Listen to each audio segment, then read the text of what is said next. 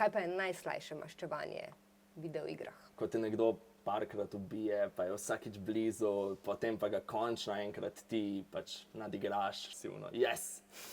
Jaz sem zamislila, ful pedagoška, da boš rekel zmagati in na koncu si prijatelj. Ne, ubiti jih je treba. Kjerkoli se tekmuje, je doma tudi maščevanje, a je tako v svetu tudi e-športa, pa ve Primož Gorenc, komentator League of Legends. Zdravo. Živa. A mogoče tudi e-športniki se kdaj maščujejo, čeprav vemo, da so nasplošno videoigre fine, fajn, zabavne in kul. Igralci so nasploh, se mi zdi, da kar maščevalna sorta ljudi. Nekako se lahko maščuješ brez življenjskih posledic, predvsem v igri. Sicer do svotanja še nismo prišli, ampak... Na srečo naj tako tudi ostane. Ja, samo do kakšnih manjših prepirov pa že, no. Kaj pa so drugače razen teh komentiranj, konkretne stvari, ki se zgodijo? V League of Legends recimo je znano, da ko te soigralec nekako postavi v slabo pozicijo ali pa on kaj narobe naredi, se mu pol maščuješ. Recimo running down mid je taka značilna stvar, kjer potem samo umiraš, ali pa recimo precej znano je tudi, da ga v chatu precej skritiziraš, potem si kdo tudi prisluška še ben zaradi tega kdaj, pa z onemogočanjem, da ja ne bi zmagal moj soigralec, bom še jaz zgubil rajš. A je to malo otročje? Mogoče malo. To gre v mere, kjer tudi proigralci potem to počnejo. Ampak ne na tekmi? Ne na tekmi, ne. To še uradno ni še noben naredil, ker to bi pa zelo, zelo hitro kaznovalno. Tudi tega se po mojem bojijo. Drugače bi že sigurno kdaj se to zgodilo, če ne bi bili kaznik hude. Kje pa pol to naredijo? Mislim, kad trenirajo ali kaj?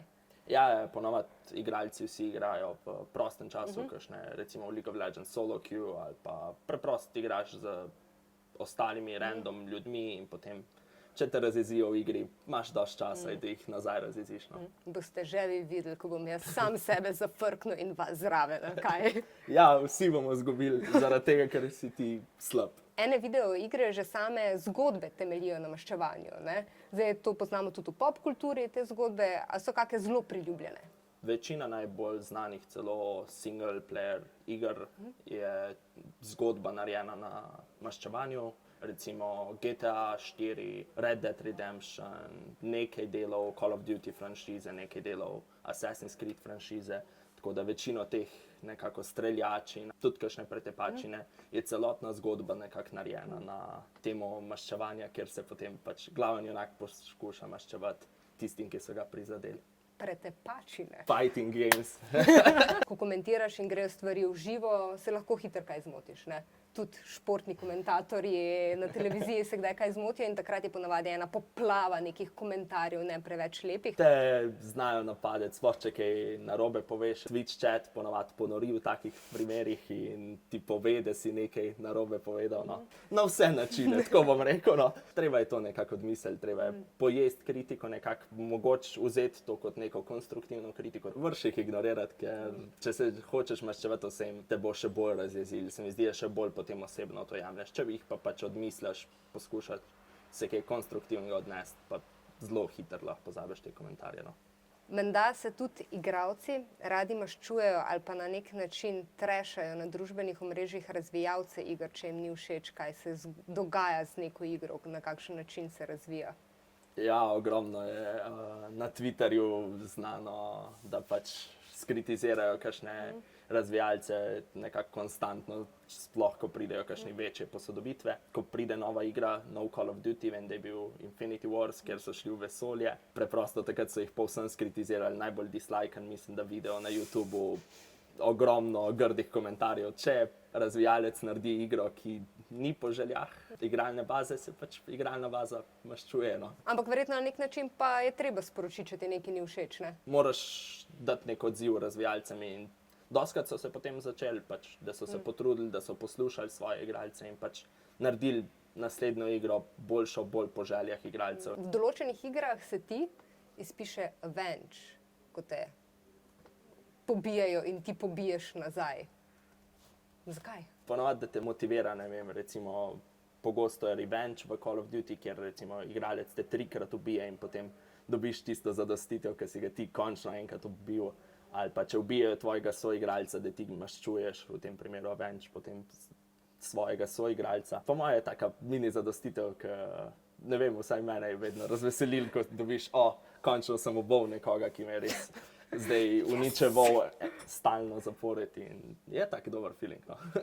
Ampak veš, da je to sam v igri dober feeling, ne? Da to ne preneseš pol na resnično življenje, ali kako? Po moje večina ljudi zna ločevati, no. Sej te igra malo razjezi, sej mogoče sem bil kdaj popoldne malo jezen zaradi kakšne igre, ampak načeloma to ne preneseš na prave ljudi in na svoje odnose in se ne maščuješ vsem za vsako stvar, ki ti jo naredijo, no.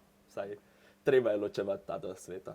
Kako sploh postaneš komentator video iger oziroma komentator v e-športu? Probaš čim bolj pametno kaj povedati, nekako koristno je, da si čim več iger pregledal, da čim bolj poznaš nek e-šport, ampak tle, ko se učiš, bolj ga tudi poznaš in boljš ti gre. Od začetka je težko, mraš, si živčen, potem pa gre nekako tekoče in pač lahko govoriš nekako pol ure v eno igri, tudi če ti ni zanimivo ali pa karkoli. Skoraj vedno rabimo kakšnega novega za komentirati, vedno damo tudi priložnost novim.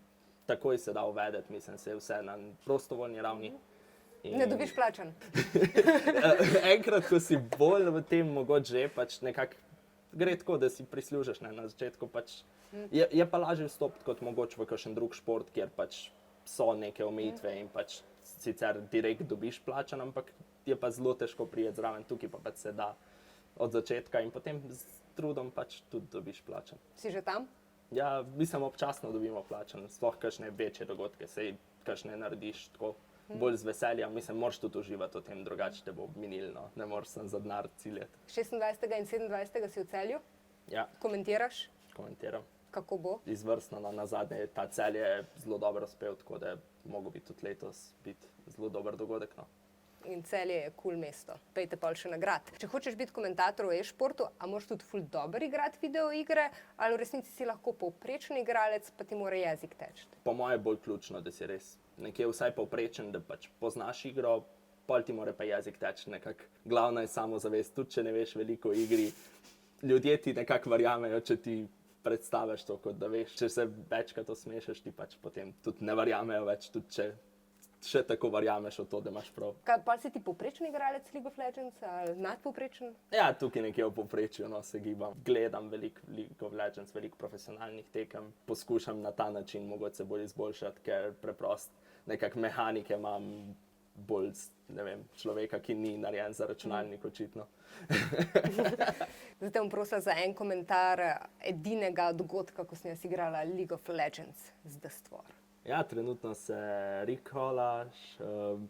Mi sporčem proti Sivir, matchup dveh AD carryjev presenetljivo na vidu. In First Blood, žal umrla, se že respawna. Zdaj je treba nazaj na mid steči. In najprej seveda še v shopu, ker nekaj časa si boš očitno vzela v tem. Treba počasi pa prave stvari nabaviti, vedno je boljš. Si vzeti čas, pa pravo nabaviti, pa stran vršiti. Sporčem tukaj ne napada, predvsem se poskuša braniti nekako in CS-at blizu towerja, ostati varna čim dlje. Nekako neobičajno komentiranje. Imela sem 2 študijske ure prej za to, da sem se pripravila na ta intervju in sem pa vmes igrala. Pač grozno je začeti, drugače je res. Mislim, nič ne blejmam, ker se spomnim svojih začetkov, pa jaz sem poznal igro že prej sem začel, pa pač. Meni se je zdelo, da mi je šlo kar kul. Jaz sem bila zadovoljna. Najlepša hvala. Hvala za povabilo. Ni problema. Vi pa od spod napišite, a ste se tudi vi kdaj maščevali kaj v svetu videoiger, pa bomo prebrali. Pa ne se nama preveč maščevati. Pa stisnite zvonče, subscribajte, lajke, vse delite po družbenih omrežjih. Vse to. Čau. Čau. Pa pejte kaj ven na zrak. Vse ekrani so kul, sam tudi na svežem zraku je kul. Se strinjava? Se strinjava. Strinjava.